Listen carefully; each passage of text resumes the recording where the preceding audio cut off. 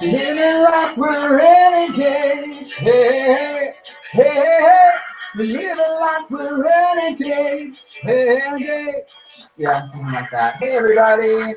It's me. Oh, whoop, whoop, whoop. There we go. Hey, everybody. It's me, Caleb Graham, and we are live. Welcome to The Mix. It is Saturday, September 19th, 2015, and you can go to Twitter right now and follow me at Caleb Graham on Twitter and use hashtag The Mix to join in the conversation of today's show. I am all by myself again today, but guess what? We're going to have 3 days starting today of live shows. So today it's just me. Tomorrow, Christina's going to be back. We're going to have a little preview of the Emmys that are on tomorrow night. We might possibly have one additional co-host. I'm not sure yet. He has not confirmed, but he may be here, may not. But Christina will definitely be back tomorrow. And then on Monday, we're going to be back again to talk about the Emmys. So I'm pretty excited. Tomorrow's show is going to be at 3 o'clock, so a little bit later tomorrow afternoon. 3 o'clock live here on YouTube. You can go to my facebook.com/CalebGrahamOfficial. Click on the events, and you'll see all the live shows posted there with links to them, as well as the times. And then we'll be back on Monday at 3 as well. So I'm super excited. Yeah, it's I want to talk about this debate. So on the 16th, which was Wednesday night. Wednesday night was the second Republican debate, and it was on CNN at the Reagan Library out in California. It was moderated by Jake Tapper, and yeah, it was interesting. It was really long. There were a lot of people in it. There was 11 people. I didn't get to watch the first one, the like JV happy hour one, because I was at work. But I heard that there were only 4 people at that one. I think it was Lindsey Graham, George Pataki, and I forget who else. Sorry, that's the toilet. Give me a second. I forgot to shut that door so you couldn't hear that. Anyway, there was only 4 candidates on that first one, and I think that they could have taken probably about 5 of the people from the main debate and put them at the happy hour one, or at least a couple of them, because there were 11 people. That's too many for 3 hours. Oh my gosh, it was 3 whole hours, and I watched all 3 hours. There was some good stuff in there. There was a couple of times where I was kind of like, which it could have been the wine because I was drinking wine, but I think it was mostly because I got bored. But one of the main things that was said about this debate, kind of on both sides, was that it seems like the Republicans are being very pessimistic, not saying a lot of positive things. They're saying a lot about what's going on and just talking about mostly what all the Democrats have done to ruin this country. Which, I mean, Obama has done a lot of things like that. But anyway, moving right along, it was still a really good debate, I thought. They covered a lot of things. They all, well, not everyone, but some of them had some very good things, very strong things to say about what they want to do with the country. One thing that was interesting that I heard on the radio was there was about a 45-minute span where Donald Trump didn't say anything, which is unusual for him. And a lot of people think it's because he didn't really know much about the topic. I can't quite remember what the topics were. I think it was things to do with foreign policy and such. But he kind of clammed up during that. The only time he was really talking was if he was insulting someone or when he was asked questions about something that he had said or that somebody else had said about him. So I don't really know. I don't know. I think that it was not a very good night for him. He started off, he was asked the first question by Jake Tapper, and he started off by insulting Rand Paul, was the first thing he did. He didn't even start by answering the question that he was asked. The first thing he said was, Rand Paul shouldn't be here, but number 11, because he's the lowest in the polls and shouldn't be here.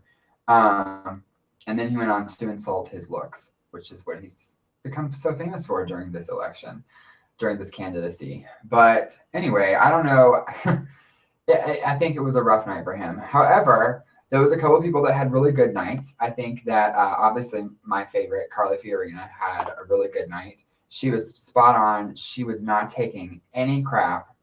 And I kind of felt bad for her a couple times, though, because every time she would try to get a word in, Jake Tapper or whoever the other two people were moderating, would cut her off. They would never let her get in there whenever she was trying to. She would try, and she tried very hard a couple times.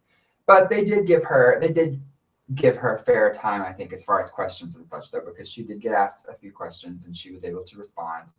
And sometimes she did stick in there and get what she needed to say in. And everything she said she was very passionate about. She showed maturity, and which was great. I that's one thing I wish Donald Trump would do. They did ask her about what Donald Trump said about her face and all that, which I mentioned the other day. And she said, I think something on the lines of, the whole country heard what Donald Trump said. And then he went on to say that she was beautiful and was a beautiful person. However, I don't think he agrees with her because he thinks that she ran Hewlett Packard very badly. So it was interesting as far as that. He basically called out everybody, but everybody kind of rebutted him. She spoke back to him. Jeb Bush attacked him back on the things that he had said about his wife, to which Trump did not apologize for. He just said that she was a wonderful woman. And then Rand Paul, of course, fought back with him too when he said his little spiel about he shouldn't be there. Although I gotta say, I do agree with that. Like I said at the beginning, there was way too many people on that stage. And it was way too long. I'm thinking about the Democratic debate that's coming up in a week or so, and how there's probably only going to be about 4 or 5 people on that one. And, you know, that's going to last for 3 hours. 4 or 5. I really hope not. I hope that one's not going to be as long as this one was. But one thing that was kind of interesting to me was, even though Carson kind of shot back at Trump about that okay doctor thing that he had said, they kind of seemed to agree on a lot of things. And there was a lot of like bromanship, if you know what I mean, going on between like Trump and Carson, and then later on Trump and Bush, which was weird. But I honestly think that if Trump were to be nominated or to get the nomination and be like the main candidate towards the end of this, that he might pick Ben Carson as his running mate. I think they seem to have a lot of things in common as far as their views. And Trump has had some pretty nice things to say about Carson, except for that whole thing about the evangelicals. But I don't know. That's just kind of like a long shot that I thought about when I was watching this. Jake Tapper, though, this is one criticism that I have about him. He kind of seemed to cut everybody off too soon. Instead of letting them, like, saying it once and then letting them finish so that they kind of know they need to hush, he would literally say their names until they stopped, or he wouldn't let them speak at all, which was kind of rude. I don't know. I felt like on the Fox debate, the candidates were given a little bit more time when they needed it to say things, but that's just one little criticism I had of him. But the thing with Carly Fiorina, they cut her off a lot. I think that that's a lot because they really didn't want her there, or it didn't seem like it, because they were trying to get the candidates there based on old polls instead of the newer ones, and she fought and got it so that she could be there, which is good for her. But I feel like they treated her a little unfairly a couple of times. But again, it was a really long debate, so it could have just been that, you know, I don't know. Anyway, I want to talk a little bit about Bernie Sanders. I watched a video a little bit just a few minutes ago on Facebook, because I haven't really said a lot about the Democratic side, and I try to be as fair as possible and talk about every side of everything on my podcast and on this show. I watched a video of Bernie Sanders at Liberty University, and which, if you know anything about Liberty University, it is a Christian school. It was founded by Jerry Falwell. And at this, I guess it was an interview, he was asked a question about children.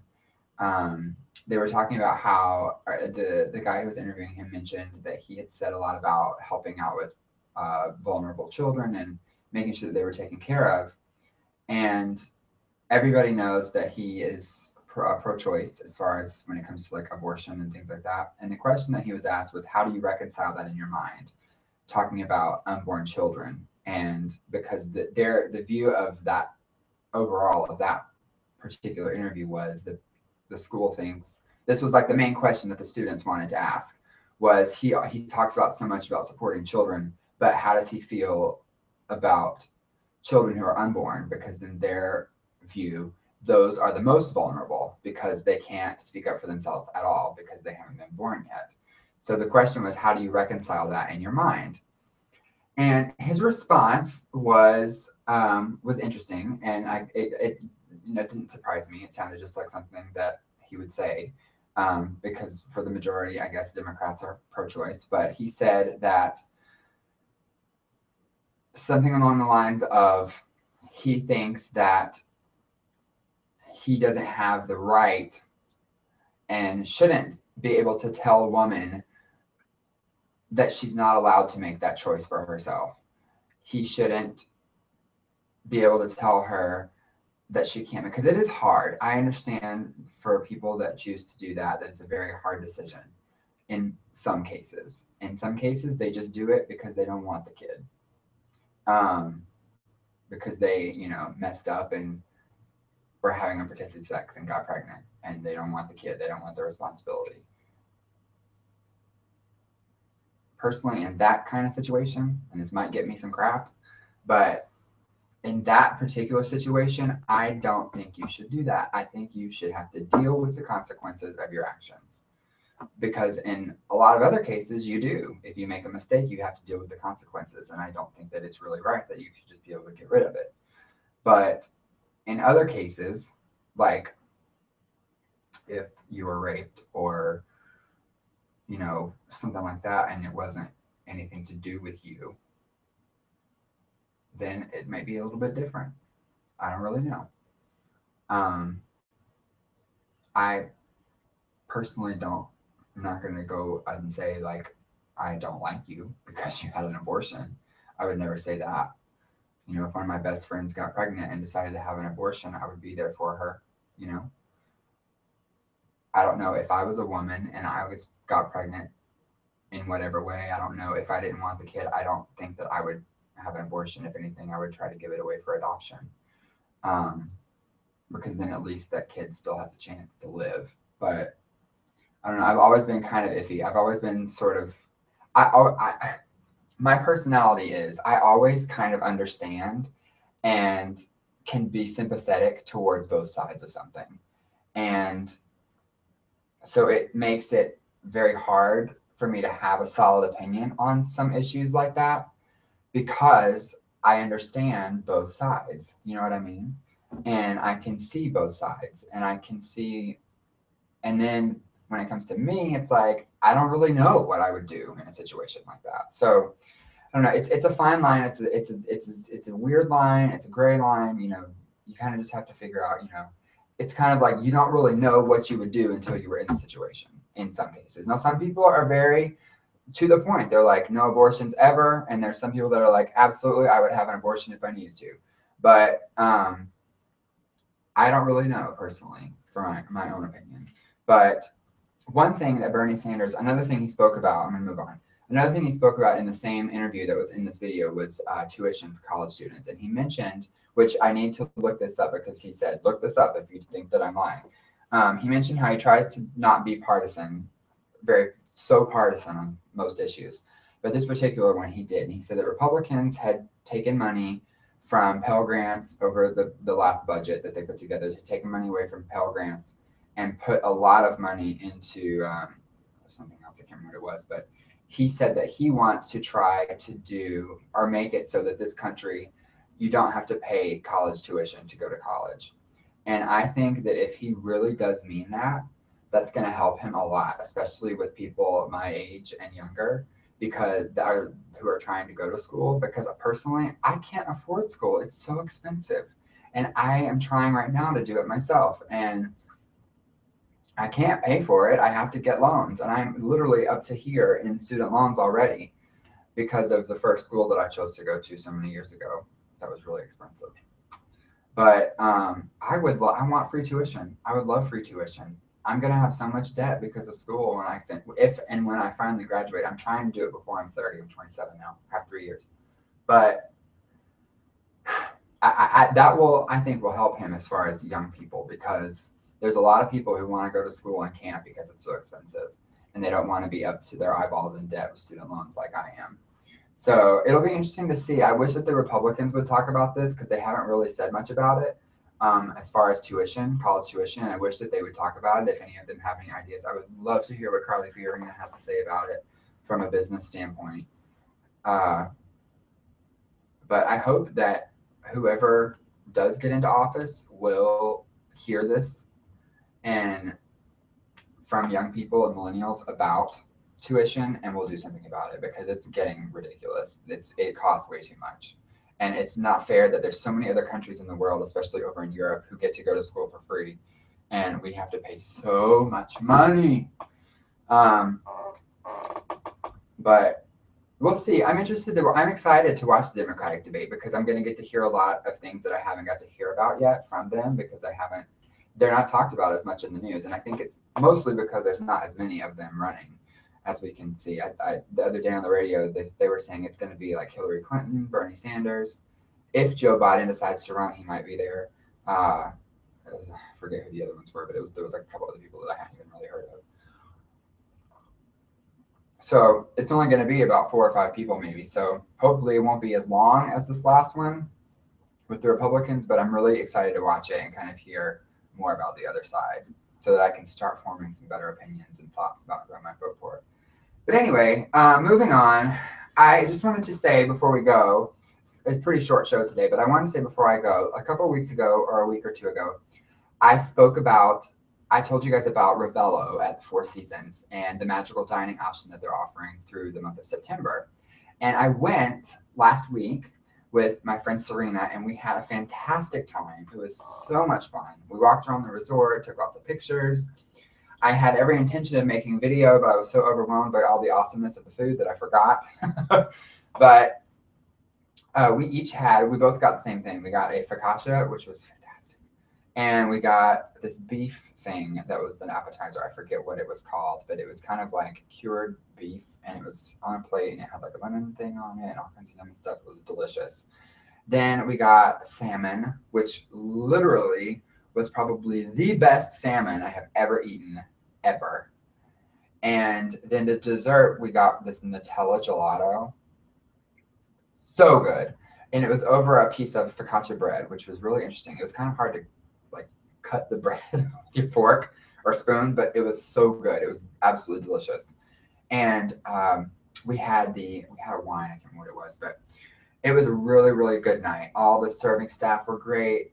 Some of my friends that I know from there were great. They were there. It was great. It was a really fun night, really good night. So if you get a chance to, if you live in the Orlando area, call Four Seasons Orlando at Walt Disney World, make a reservation for that Rebello Magical Dining, and go and have a great time. It's $33 for a 3-course dinner. Well worth the price. One thing you do need to know, though, is they do have valet parking. It's valet-only parking, and they'll give you a ticket to use it, a ticket to the restaurant. It's only $5. It's not bad at all. Don't forget to take cash to tip if you're not used to doing that, because sometimes people forget. And book it. There's about a week and a half left. It runs to the end of September. So make a reservation, go see it. And in the meantime, before you do that, or while you're doing that, go follow me all over social media. I told you Facebook earlier, facebook.com/CalebGrahamOfficial. You can see the schedule for my shows there. I make events for every show, and I post the link to the live broadcast, which later turns into the link to watch the video back on YouTube. And so you can get those there as well. Go to my Twitter, twitter.com/CalebGraham. Actually, I'm on Instagram and Periscope as well at Caleb Graham. So Twitter, Instagram, and Periscope at Caleb Graham. Then go to my website, GIOTVonline.com, GIOTVonline.com, which I need to update because I haven't in a while. And then you can see me right here all the time on YouTube, youtube.com/GOTVonline. Again, that's GIOTVonline. Have some fun today. Add something new to the mix, and I will see you back with Christina tomorrow. Bye, guys. See you later.